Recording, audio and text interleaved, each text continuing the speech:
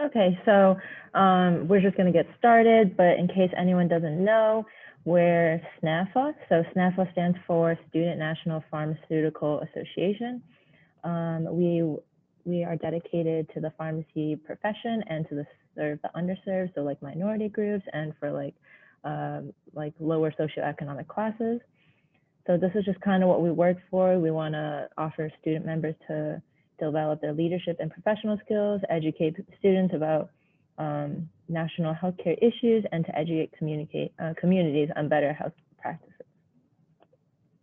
So this is just our mission statement, but basically it's kind of the same as what we said before. We're passionate for talking about pharmacy and also helping poor minority representation, and we just want to improve the health and educational and social environment of minority communities. So we're going to get started with the panel. I'm going to stop sharing, but definitely jump in anytime to ask questions or put in the chat. But it does seem like most of the attendees are older students, so definitely chime in anytime. We are going to go first with some questions just to like talk about the pharmacy program for those who are younger, and then we can get started. But if the panelists could please introduce themselves, starting with the staff. Hey everyone, for those of you who I haven't met, I'm Dr. Brown. I'm a clinical assistant professor at the University of Rhode Island. I teach primarily in the oncology curriculum. So I see you in your P3 year, but hopefully before that too. I do teach an undergraduate class that I had the pleasure of having Christine in. So if you are still in need of a grand challenge course, it's Understanding Cancer Basics and Beyond. And I guess last but not least, I do have a clinical practice site in Providence where I help women with who are living with cancer. All right, should I go now? So my name is Kelly Orr. I am the Associate Dean of Student and Academic Affairs, 3 months in. So it's a newer title. I was hired in 2002. I've been here for 19 years, almost 20, and I am a community pharmacist background. I did a pharmacy practice residency, so it was before they started calling them PGY1s. And part of my residency was in academia, but the other part, I asked for more of a community ambulatory care specialty for my electives. So I've had some younger students in URI 101. I've had most of the older students, at least in self-care already, which again goes back to some of my community roots. I've also teach asthma, COPD, smoking cessation, and I have a leadership elective that I hope many of you will consider taking next spring if you will be a P2 or P3.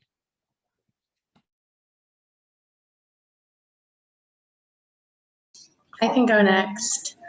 My name's Lauren. I'm currently a P4. I'm on my API rotations, and then next week I'll be going into my last block. It's in ambulatory care. It's part of a double block experience. And I'm happy to say that I matched last week at University of Pittsburgh Medical Center, St. Margaret Hospital. So I'll be spending the next 2 years there doing my PGY1 and then a geriatrics focused PGY2 and a faculty development fellowship. First of all, Lauren, I'm so happy for you. I know I already texted you, but I'm so happy for you. Congrats. I think most of you know me. So if any of you don't, I'm Haley, I'm a P3, and I'm the current president of SNPhA, so I'm assuming most of you know me. I'm excited for this. We held this event last year. It was one of our last in-person things we were actually able to do, so I'm excited that Christine is continuing it on. Okay, so some questions that we did have was for incoming pharmacy students, what kind of tips can you give to be successful in classes or just to do well in the pharmacy school and program? And that's up for anyone.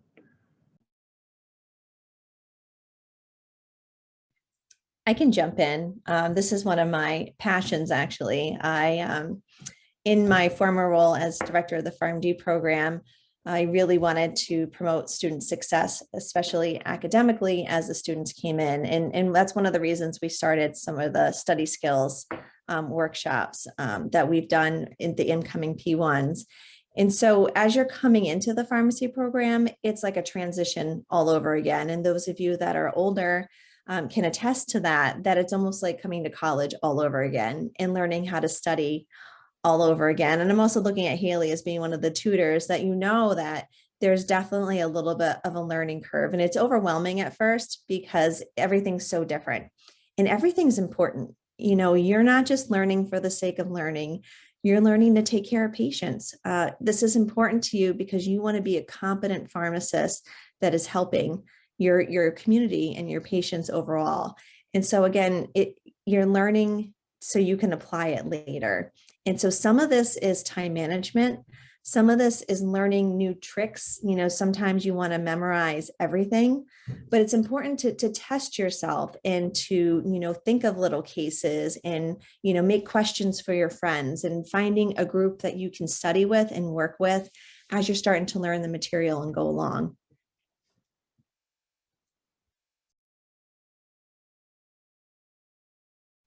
I can maybe say from like a student's perspective.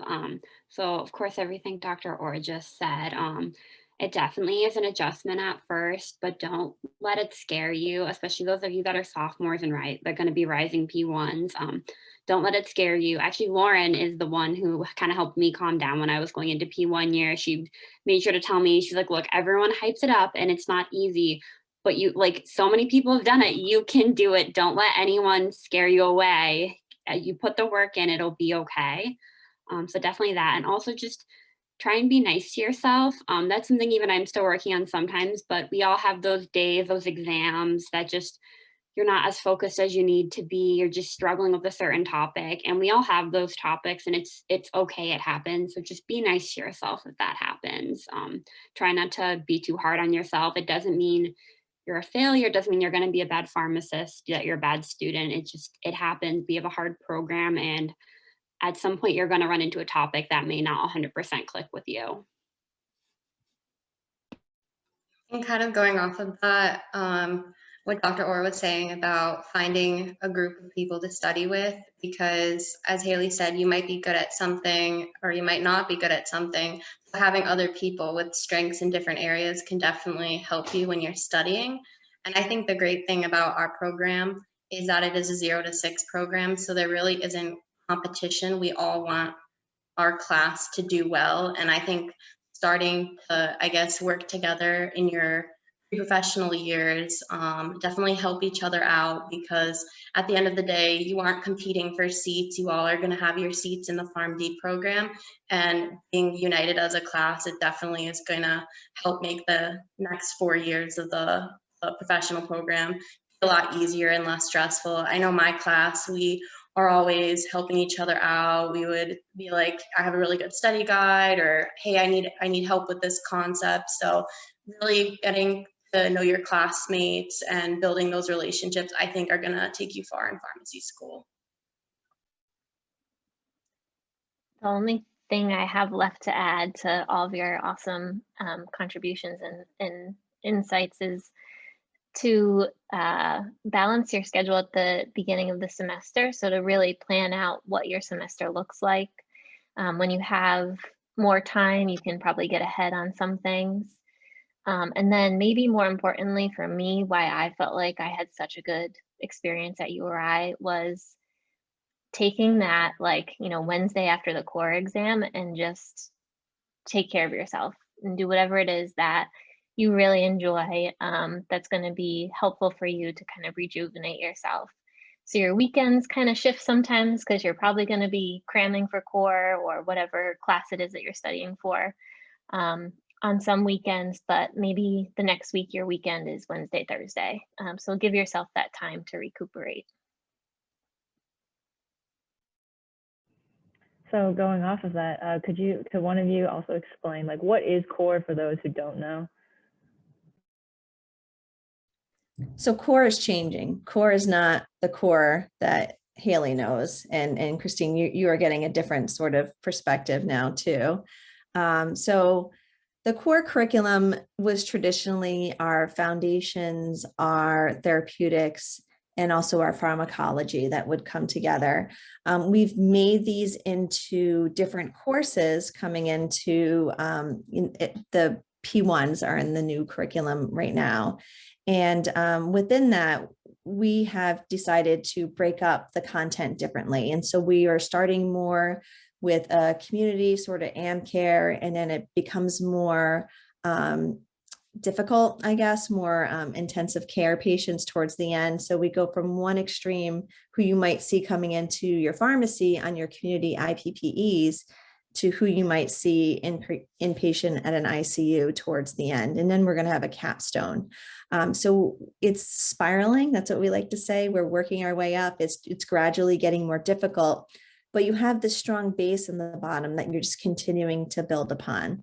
So that's what our core has been sort of called. We, again, will have a little bit of a different take because it used to be separate from our interactive learning, and the interactive learning is now part of our recitations and more integrated into the curriculum, the core curriculum, I guess we can say. I hope that helps.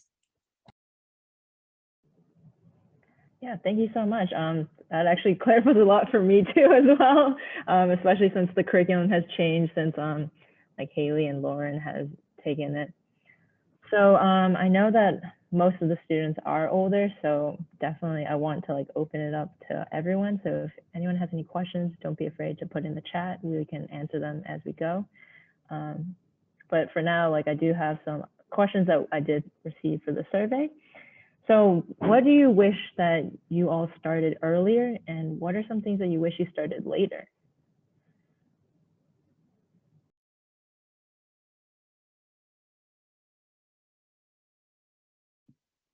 I can start. I wish I got more involved a little earlier. I'll be honest, as a freshman and sophomore, the only organization I was a part of was LKS.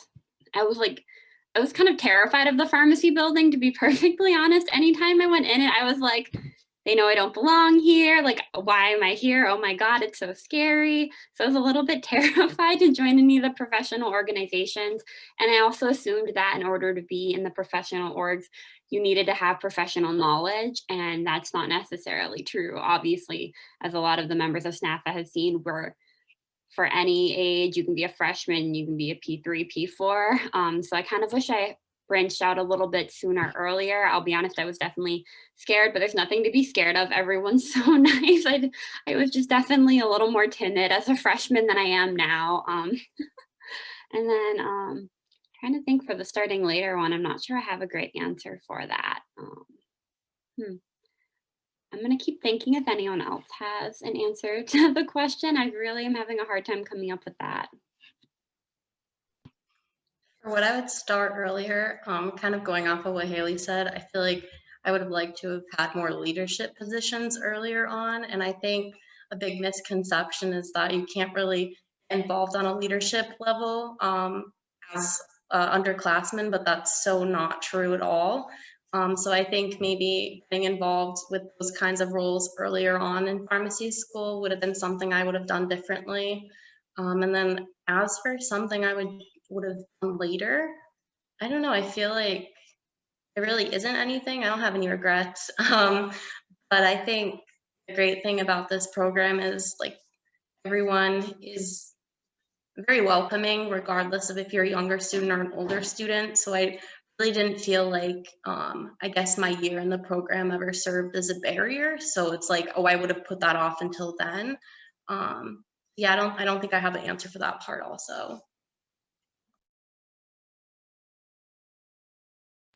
And I would say the same about being involved earlier. I wish as a student I was more involved with things. I think, you know, as I was towards the later years, I became a little more involved. I was the student rep for the Rhode Island Pharmacists Association, which was a nice bridge to get involved with the Pharmacists Association as a professional a few years later. So as far as not holding off on something, I'm the same way. It's sort of, you kind of feel like everything sort of happens for a reason. It happened at the right time. So I don't think I have anything that I would have wished that I held off on. And especially now with COVID, you don't know if you would have held off on anything because it would have changed all the things that you've done. So as of right now, I don't have anything that I would say that I should have pushed off, but definitely wish I was more involved earlier. Yeah, the only thing I guess that's maybe a little different is I had regretted not doing the leadership uh, minor at URI, but we didn't have the leadership elective option. So I think, not to like plug Dr. Orr more, but I've heard such great things about that. So I feel like that if I could go to school now, that's something that I would have pursued. And yeah, I actually felt like I got involved fairly early, and I felt like it helped to establish strong relationships with not just other classmates, but faculty members. Like I had a good relationship with Dr. Jacobson, which, obviously I'm here now and helping with SNPhA, so has led to many more opportunities. And, the college is just full of awesome faculty, excluding myself, but everybody else is awesome now. So we're all just here to help you. So, I guess the other thing is to not hesitate so much to ask questions. I was very quiet in class. So that would probably be the only thing I wish I had started doing earlier, is approaching faculty, because we're not scary. Actually, I kind of thought of / had someone message me a good suggestion for the starting later thing. And it's not necessarily something like I wished I started later, but it's something that if you don't start super early, don't stress about. I know it's good to have a pharmacy job during school, but don't panic if you're going into your P1 year and you haven't gotten one yet. It's not something you need to have, or else you're not going to survive P1 year. Because I definitely have heard that, like, kind of whispered from some of the other older classes before, and I was younger, was that, oh yeah, if you don't have a pharmacy job as a P1 year, it's going to be so much harder. It's definitely great to have, and I do recommend finding one at some point throughout pharmacy school. But if you're going into P1 year, or if you're a sophomore, don't panic yet. You still have time to do that. So definitely would recommend, but don't panic if you don't have one yet. So actually going off of that, I'm a P1 that doesn't have a pharmacy job. And I've found that quite a few of my classmates actually don't have pharmacy jobs either. And I haven't really found, or at least from their experiences, that it makes a huge difference whether you have one or not. Like, it's great to have that experience under your belt too, but at the same time, don't stress about it, especially if you do your IPPs. Like, it will make the process so much easier, and you'll feel less stressed about it too. I know one thing I struggled with was actually finding a place that would hire me, particularly places that would hire me just during school breaks, because that was what worked best for me.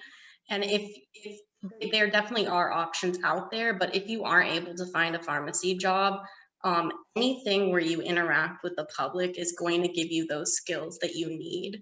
I think I talked more about my lifeguarding job during residency interviews than I did about my actual pharmacy intern job. So there definitely are opportunities to help build those skills outside of the traditional setting. So another question that we had was, how did all of you manage everything, which includes like clubs, studying, classes, working, or social life, like especially when everything gets so busy in the professional years? How did you guys manage it?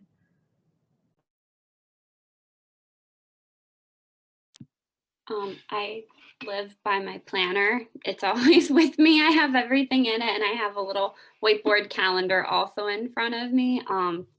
It's important. I think Dr. Brown had mentioned earlier to like plan out kind of at the beginning of the semester. It's good to sit down, write out your exam dates, write out big due dates, write out any I have a paper due here, I have an IL project due here, and keeping track of all the big due dates, and then making maybe like to-do lists in between. I love crossing things off of my list. I've been doing them a lot, especially with online school. It's kind of hard to keep track of everything. So just keep everything written down and have it somewhere. Don't just say, oh, I'll remember to do that in my head, because you're going to hit the point where you have something for your club, something for your job, and something for this class and something for that class, and something's going to get lost. So definitely just writing everything down, keeping track of it. That's how I do it. And it's definitely not easy. It does take time. That's part of that P1 adjustment, is getting used to getting just hit with all the harder classes. And if you are involved, if you're working, kind of learning how to balance that. But it definitely is possible.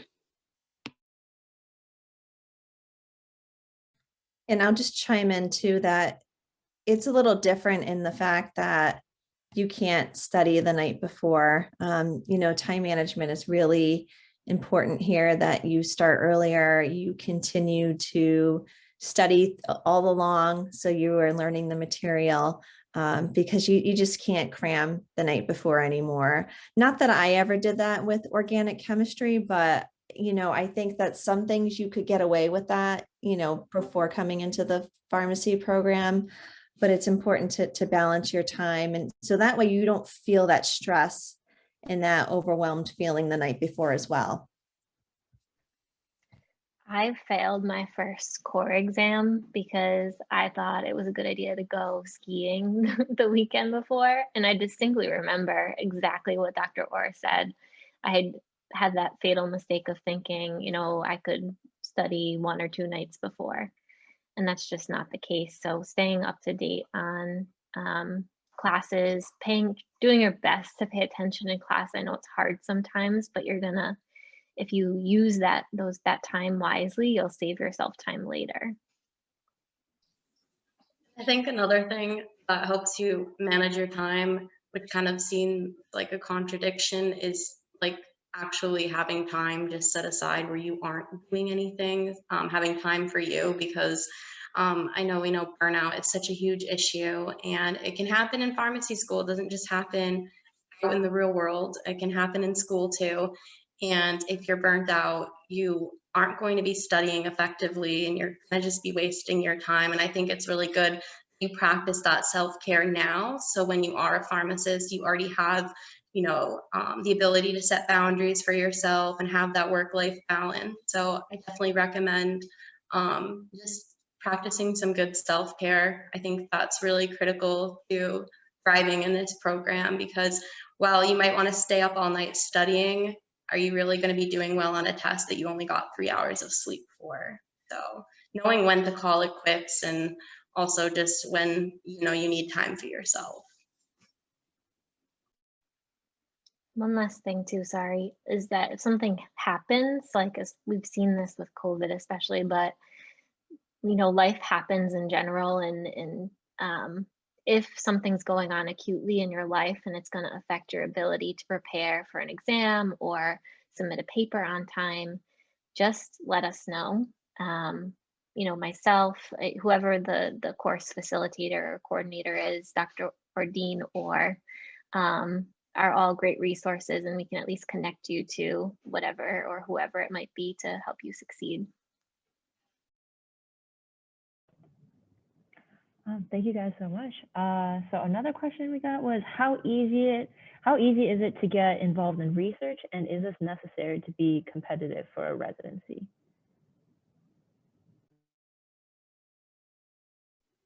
I think it's pretty easy. If there's something you're interested in, just asking a faculty member. I know like a lot of my friends did research. I was in a research project, and I think faculty members just really want to help students. And I think if there's something you're interested in, the worst that could happen is they say no. So you might as well just ask. And then as for residency, I don't think it's a make it or break it. I think some people do it and some people don't. I think it definitely helps, but I don't think it's the end of the world if you don't have research. But I would definitely encourage it. I think it's a really good experience, because during residency, you will be working on a research project. So kind of getting those skills now, I think will definitely help you in the long run. I will just comment that there's a growing interest in residency, and we would love to do research projects with everybody, but oftentimes I have to say no to people just because I don't have enough time to do it with everybody. So I would encourage you to, research is one way to get that extra thing on your CV or your resume, but there are so many other avenues. One could be doing a project with SNPhA. I know our past presidents have collaborated on a grant together that they identified themselves and were able to create research for themselves. You can write a little newsletter article to an online journal or an online website that's pharmacy related. So don't let, if you do really want to do research and you've got a nose, don't let that get you down, because as Lauren said, it's really not a make or break. And if research is something that really interests you, we do have electives actually within the college that give you that exposure as well. So that might be another avenue aside from approaching faculty. I think that's great advice, Dr. Brown. And I would say the same thing. If you don't have a research idea, very often faculty like that you come to them with something you want to pursue and they help guide you versus, you saying, oh, I want to do something and not have anything in mind. So especially if you do have a topic, even in my leadership elective, I've had some really wonderful papers and I've told the students, I'm like, you need to think about publishing this. You need to think about submitting this. And so, there are opportunities to get yourself out there, get yourself published, involved. I will say, even when I was a student, I was involved. I would do these kind of elective credits with someone named Carmen Catalano, and we would go to different senior centers and talk about medications. And it was, not necessarily the outreach program, but an analogous program. We talked about appropriate medication use. And it wasn't a research project that we did. We liked doing it. We got like a credit to do it. And Dr. Hume had one of my classmates on rotation, and she said, you should do a poster. And this is before like there were a lot of student posters. And so she's like, Dr. Hume said we should do a poster. So we all did a poster at mid-year. And again, it was just on a really neat project that we did. And we talked about, how many people we reached and how many, medications we talked about. And again, it was different then. So there might be a little higher expectations. But if you look at what's expected at mid-year, read through what's required on an abstract, because it may be different for a student versus, higher level research. But very often you'll also see faculty might put out a call out. I know like Dr. P and Dr. Brothers will say, hey, we want students to come help with this. Dr. Jacobson as well. She has a couple of grants going on where she's always looking to hire students or have students involved. Dr. Slitt right now has a number of students involved in the COVID testing, and they're getting some research credits, some independent study credits to go along with that. And also Dr. LeMay, she's got some students who had some ideas about women's health and they came forth to her. So if you have a passion, we'll try to align you with the right people to help it happen. And also from just like a P3 who recently, I just submitted my first abstract and like wrote that and did that. So I actually also did research with Dr. LeMay, and getting involved in that for me was just because I developed a relationship with Dr. LeMay after having her in IL, and I really enjoyed talking to her. And so I just set up a separate meeting and we were talking about some of the stuff I was interested in. And I happened to mention that like I am really interested in a residency, and I like the idea of even maybe like being like a faculty member or doing some sort of, whether I'm a guest lecturer or teach after that. So we ended up doing research. You might have seen even the survey that got sent out, directed at like involvement on campus. And so for me, it was just kind of figuring out what I'm interested in. And then I happened to be talking to a professor who was really interested in the same thing and was able to kind of put together a research project with me. Obviously, I don't know about the requirements for residency. Everyone else, I'm sure, can speak better to that because I haven't been through the process, but there's definitely, there's the opportunities that are out there, but like, everyone else has said also, don't be necessarily dejected if you aren't able to find one. And if you're not able to find one when you're here at URI too, I know a lot of the rotations will have the opportunities for research. I'll be doing a longitudinal rotation, and I know one of like the requirements as part of the rotation will be to do a longitudinal project. So if you know you're really interested in research and you aren't able to find one, you could maybe look for a rotation that might have required research as part of it. Amazing, Haley. Congratulations on your research project with Dr. LeMay.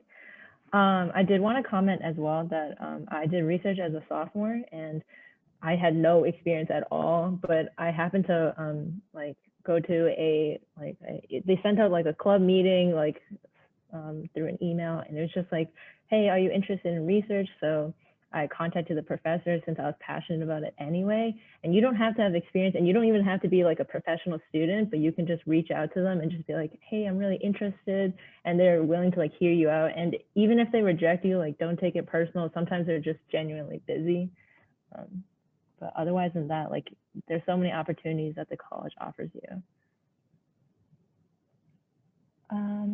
So another question we had was, at what point in pharmacy school did you really figure out what area of pharmacy you wanted to pursue, and what made you come to that decision?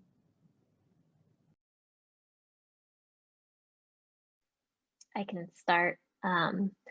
I obviously ended up pursuing oncology, and admittedly, it feels like another language when you learn it. So I remember going through P3 oncology, the curriculum, and being inspired by Dr. Charpentier and all the little pearls that she knew about how to get through patients through their treatment, but still being intimidated. And then I serendipitously ended up in an oncology rotation that I wasn't originally scheduled for. So if a scheduling change happens to you, just know that it probably will all work out just fine.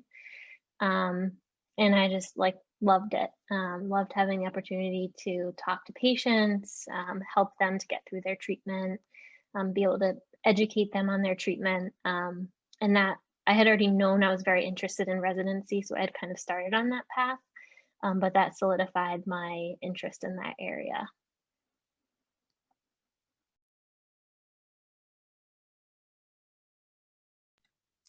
I can jump in too. So I didn't know up until right before graduation what I was going to do. When I was in high school, I shadowed a hospital pharmacist, and I said, I'm going to be a hospital pharmacist. This is what I'm going to do.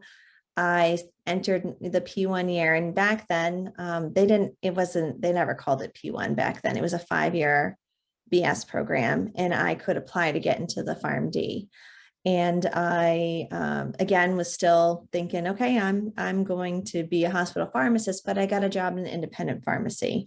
And I loved working at an independent pharmacy, but still in my head, I was going to be a hospital pharmacist. I took the hospital pharmacy elective. I did everything, like I was going to go into hospital pharmacy, but never worked in a hospital pharmacy.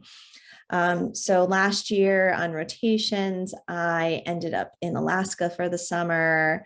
I did an academic teaching one actually with Dr. Barber.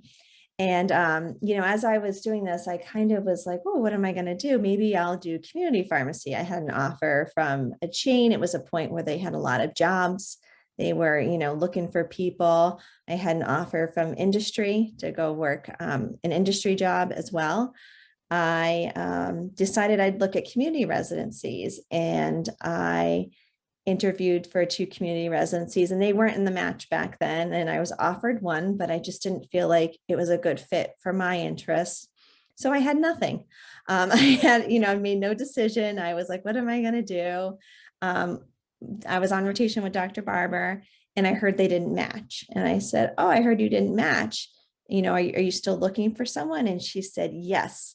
Immediately email the director at that point. And so I ended up talking to them, and I said, it was a pharmacy practice residency. It was very hospital based, but I still wanted sort of that academic piece, and I still wanted the community ambulatory care piece. And so I ended up matching, or getting, they didn't do a scramble back then, but ended up taking the the pharmacy practice residency with URI. And I think I was the last one to do it. There was someone after me who never finished.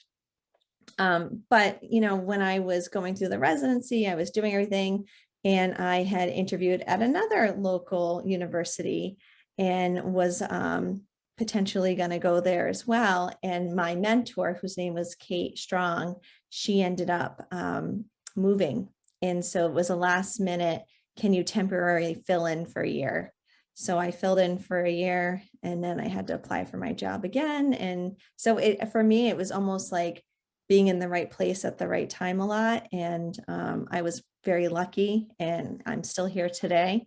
So I will say there is a little bit of luck in there, but I hope that everyone's able to pursue, even when you get matched up with something and you're like, oh, that's not a great fit for me, you know what's a good fit and what is not a good fit as well. That was a long story. I'm sorry. I feel like I kind of figured out pretty early on. I think one year I knew that geriatrics was something I wanted to do, but I was like, you know, I'm going to keep an open mind and see all the different areas, because I didn't really have the best understanding of all the different paths that a pharmacist could take. So I got involved with ASCP, which is ASCAP, the American Society of Consultant Pharmacists. It's kind of the Jerry Club at URI. And I did going into P1 year, I did my service learning at a nursing home, and then I took 2 Jerry electives.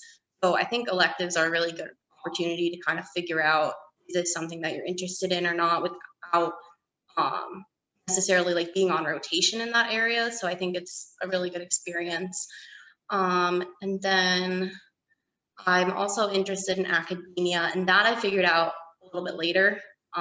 When I was younger, I wanted to be a teacher, but then I was like, no, I want to be a pharmacist. Well, there are a lot of million career changes in between those two. But I didn't think that was something I was going to be able to do by pursuing pharmacy, but obviously I learned shortly after going to URI that was not the case. And I was able to do an academia elective as one of my API rotations. It was with the P2 lab.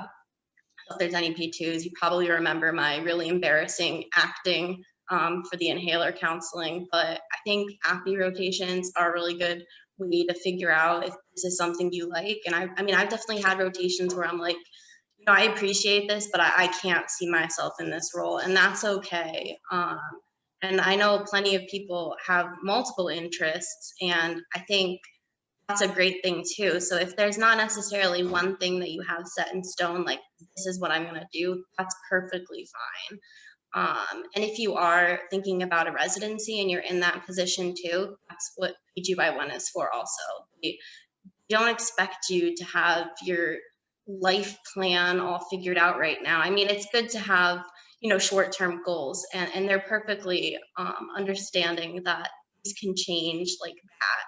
So I think if you're at this point and you don't really have an area of interest, but you're able to identify multiple things that interest you, I think you're in a good place. For me, obviously, I'm not in a profession yet. I haven't accepted any sort of job. I haven't even gone on rotations yet, but I know for me, one of the areas that I'm really interested in pursuing is critical care. And I kind of learned that through Dr. Brothers, one of our professors here. I realized that every single lecture that he kind of taught, I was always really, really interested in that topic. And so I emailed him, which this is something I'd recommend too. If you have a topic, an area of interest, email the professor that maybe is teaching it or a faculty member that you know works in that field. And I was able to sit down with Dr. Brothers for like a little over an hour, and he just kind of told me everything about critical care and why he loved what he did, and just kind of gave me a good idea of what to expect from that area of our profession, and kind of made me more interested in that. So one of my rotations, I'm going to be taking a critical care rotation and kind of figuring out if that's actually something I'll be interested in pursuing. But definitely would recommend, if after a lecture you're like, wow, that was really interesting, I loved what that professor had to say, that was so cool, I could see myself doing that, send them an email. I found it worked out really well for me. And any of the other professors that I've emailed, asked to ask them questions about their career, they've always been super friendly, and it's really kind of helped narrow down what my interests are. Thank you so much. So final question, unless anyone has any else, just jump in or put in the chat. So what is the best way to actively listen and absorb material in class? Is that like writing notes or typing out notes or fully listening, or what kind of better methods would you suggest? One thing I can say is a suggestion that usually the AEC has is the LSU study cycle, and that's to preview the slides prior to going into the lecture, to actively listen during the lecture. I know Dr. Ward likes to send around, there's an article that handwritten notes are more impactful than typewritten notes. And then to, review after that day, maybe just for a few minutes at the end of the day to re-review your notes. And then you at least have started those connections to studying, and you're more actively engaged in that. And then you can start to kind of prepare for the next few, days as you study continually prior to your exam. So I hope that helps. That's something that we like to reinforce with the study skills session.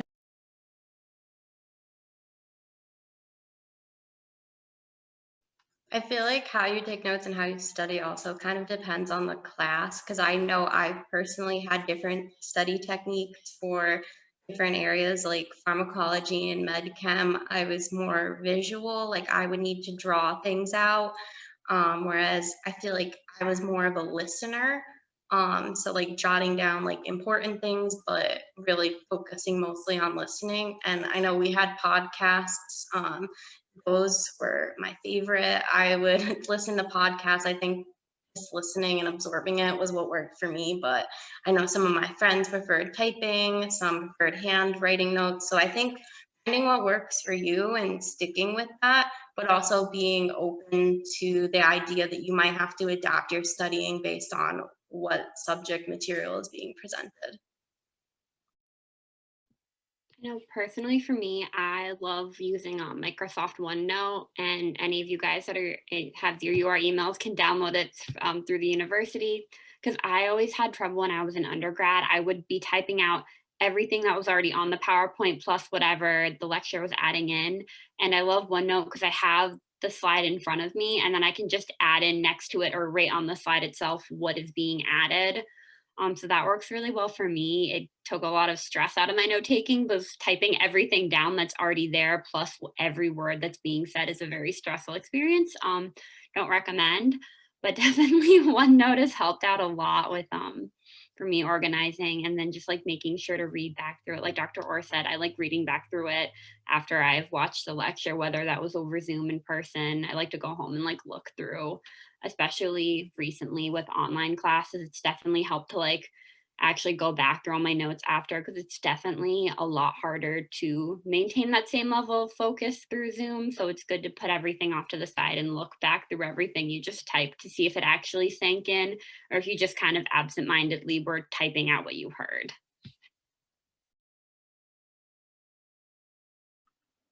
Yeah, the only thing I have to add to all of that is kind of building off of what you all have said, is just creating a system where you can write down key points. So if that's OneNote, which Haley, if I was going back to school right now, I would download OneNote because that sounds amazing. But having some form of a system, because a lot of us faculty members will say, this is really important. And we say that knowing that that means it's probably going to be an exam question. Or I even will say, this is probably going to be an exam question. That's why I said it 5 times.